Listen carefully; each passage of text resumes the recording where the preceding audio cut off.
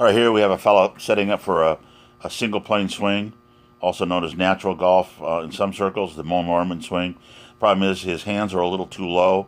I'd like to see his hands up a little higher so that he has a more of a single plane. You can see that there's actually two planes here.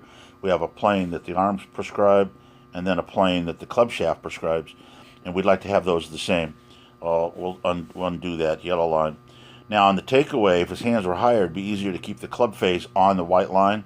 You can see he quickly darts to the inside of that white line so that the hands are on the white line, but the club is inside the hands.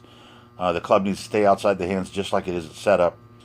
He's also rotated the club open by turning his left arm out. And then what's going to happen is as he gets up here, he's going to try to get back on the plane again, and what he ends up doing is taking that right elbow and getting it out behind him too far. And what that creates is from that spot right there, we're going to blow it up. From that spot right there, he's got nowhere to go with his elbow pointing out because all his leverage now is going to be going that way because that's where the elbow is going to push.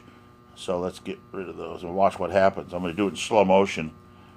Watch this. He's going to go, he'll go over the top and back down again. Over and down.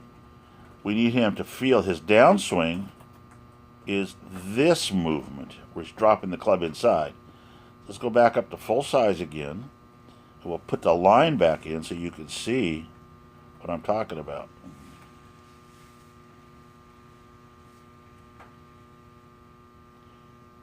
Put it in white. There's the swing plane. Now he's going to go outside. See how the hands went outside. Going to get to here. Now his leverage is going to make him go out. It almost looks like he's letting go of the club too a little bit. See right there? Because he's in such awkward position that the hands are starting to let go of the golf club. You can see the gap there in his hands where the club is no longer in the palm of his hands, which is the correct grip for the single plane swing. And then he comes over the top. The ball is going to go out to the right. We'll shrink this down a little bit.